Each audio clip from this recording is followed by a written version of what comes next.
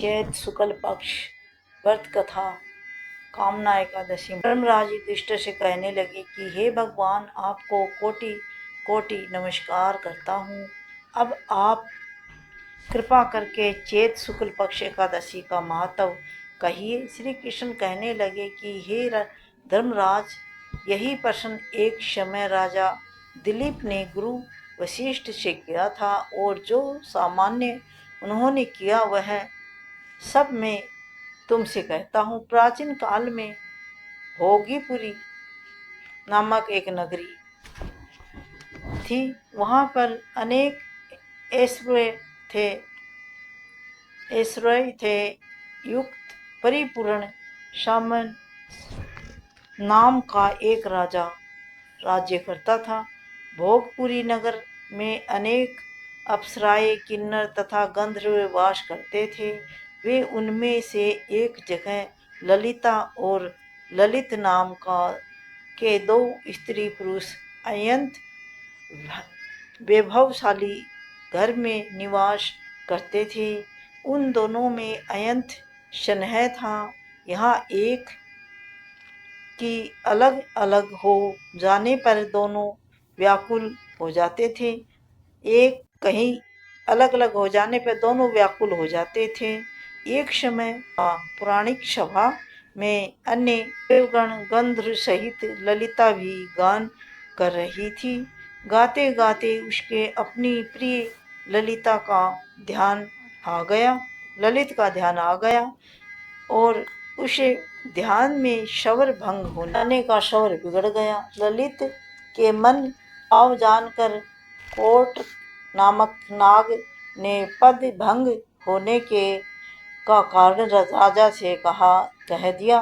तब पुराणित की क्रोधित पूर्वक कहा कि तू मेरे सामने गाता हुआ अपनी स्त्री का श्रवण कर रहा है, अंत तू कच्चा और मनुष्य को खाने वाला राक्षस बन जाएगा।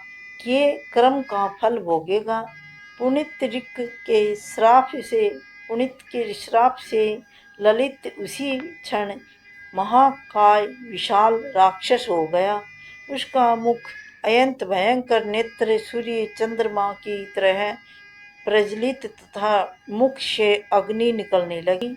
उसकी नाक पर्वत कदरा के समान विशाल हो गई और गर्दन पर्वत के समान लगने लगी। सिर के बाल पर्वतों पर खड़े वृक्षों के समान लगने लगे। भुजा अत्यंत लंबी हो गई। कुल मिलाकर उसका शरीर 8 योजन के विराट रूप में हो गया। इस प्रकार राक्षस होकर वह अनेक प्रकार के दुखों को भोगने लगा। जब उसकी प्रियतमा ललिता को यह पता लगा, वृतांत मालूम हुआ, तो उसने अत्यंत खेद हुआ। वह अपने पति के उद्धार का अत्यंत उपाय सोचने लगी। राक्षस हुआ अनेक प्रकार के घोर सहता हुआ दोनों में जंगल में रहने लगा। उसकी स्त्री उसने पीछे पीछे आती और अनेक प्रकार के विलाप करती रहती। एक बार ललिता अपने पति के पीछे घूमती घूमती विंध्याचल पर्वत पर चली गई, जहाँ पर श्रृंगी ऋषि के आश्रम में गई। वहाँ वह जाकर विनती करने लगी, प्रार्थना करने लगी। उसे देखकर श्रृंगी ऋषि को बोले, तुम कौन हो और यहाँ किस लिए आई हो? ललिता बोली कि हे मुनि, मेरा नाम ललिता है।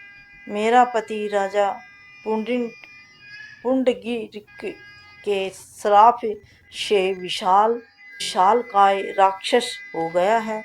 इसका वो महान दुख है। इसके उद्धार का कोई उपाय बतलाइए।